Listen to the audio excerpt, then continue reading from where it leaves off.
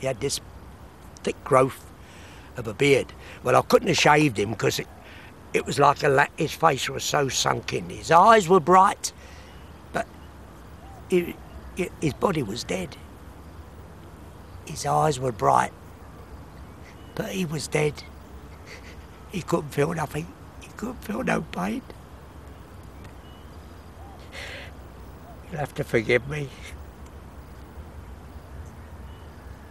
I mean, I'm talking about one person, but there's so many of them suffered that way. Unbearable. He's lying in his mess. I've washed his front down. I haven't disturbed him. All I've washed down is his face, his chest, his arms. I haven't pushed him over yet, but he's lying in mess now. His dysentery smell. So I gets hold of him. I said, I'm going to turn you over, Tony. Still had water. I pushed him on his side, on it to get him up to his back. You've got to remember, you're pushing over a bag of bones. The spine's all showing through the back. Thin, the flesh is so thin. It's all bone you're moving. But here's a man still alive, talking to me. His head was resting on his wee army pack, which he had his personal things. His mess tin, his mug, his Royal Artillery dress, forage cap, some photos of his mother, his sisters, his girlfriend, and a few old letters. He said to me, would you look after my things for me? Because people were stealing through the night as well. So I said to him, Tony, you'll be okay. I said, your head's on your pack, Taylor's at the side of him. No one will touch him, I think. I'll see you in the morning, they'll be okay. He said, I'd rather you take them, Dick, he said, because I won't be here in the morning.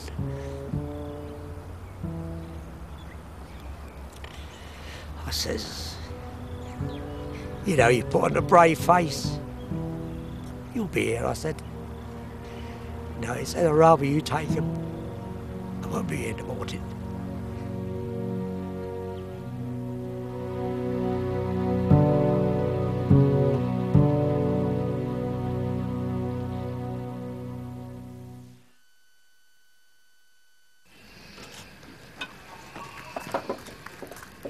Captivity brought out the worst in some people, as the pressure to survive made them prey on one another. Dick Gordon went to see an American Army medic. And he says, what's your problem? I told him, you know, I've got the shakes and the chills, I have malaria. I need some quinine. And he said, we don't have any quinine. And sitting on his table was a bottle of quinine. And I said, well, isn't that quinine? He said, yes, but that's mine. It's $5 a tab. Now, that individual wanted to sell it to me, but he wasn't giving it to me.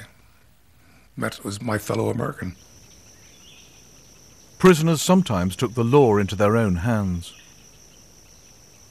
Precious supplies of extra food were smuggled into Fred Seeker's camp by Thai peasants risking their lives.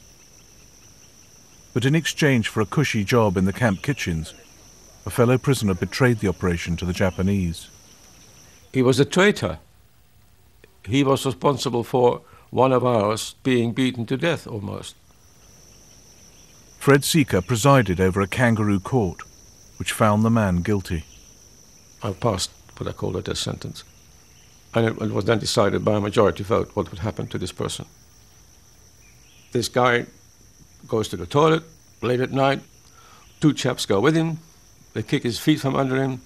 Down he goes, and I watch him not come up. Simple. On parade, he's missing. Nobody knows where he is. Start dredging the shit pit, out he comes. End of story. Collaboration was an issue from the start in the women's camps on Sumatra, where the Japanese offered better food and conditions in exchange for sex. They invited us to a cocktail party. So that was a matter of seeing how awful you could look. So we wore our uniforms. We went in, quite a few of the girls went in bare feet. One wore a pair of men's boots. If you could have seen the faces on those Japanese, because we'd made ourselves look the most disreputable people.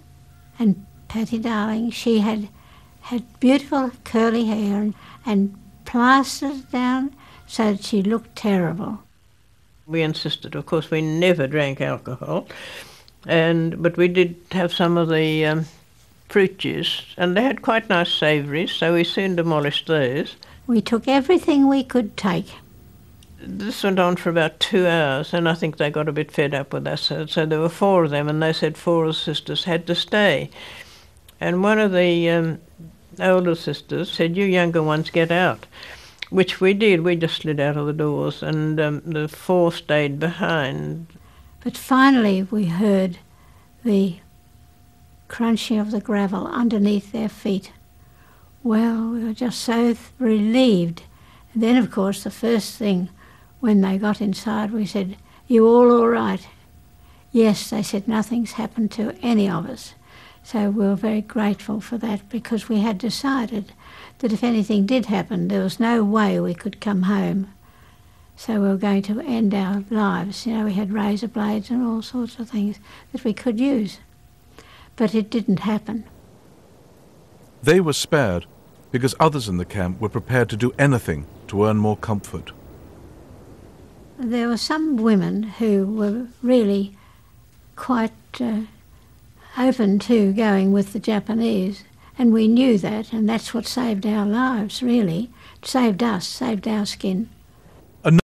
Prisoners recall the kindness of various guards. He might seem to be a little harsh when he was around other Japanese, but when we were by ourselves, he treated us very, very kindly. That was one of the finest men I've ever met. One of the finest men I've ever met, the sergeant. He brought me sweetened condensed milk, which most probably cost him a fortune, or he most probably could have lost his life if they ever caught him giving that to me, you know. But he was very, very kind. One man. Christmas Day in Dick Gordon's camp in Japan. The commandant, Lieutenant Kubo, attended a party in the British barracks. He was a very decent human being who even agreed to join them in their celebration for Christmas. He agreed to having a Christmas tree in there. He agreed to providing Red Cross packages. That would account for the smiles. He had just turned loose a Red Cross package that had cigarettes, canned foods of all kinds, other foods that were incredible. We hadn't seen them. That made a lot of people happy.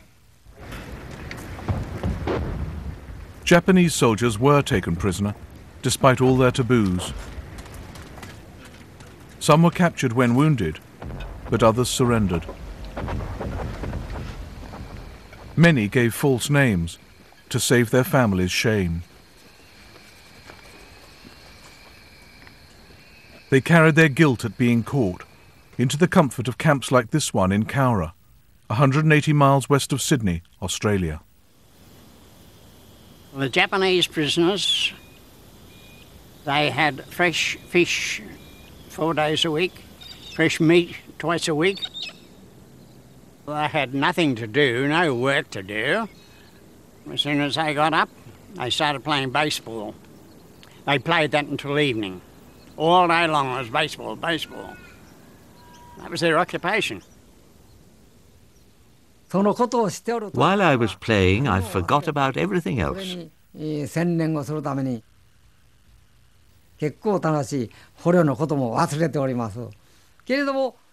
was a good laugh. I forgot about being a POW during the game. Then afterwards, the grey feeling would return. I thought, I'm a prisoner. How can it be right to be enjoying myself?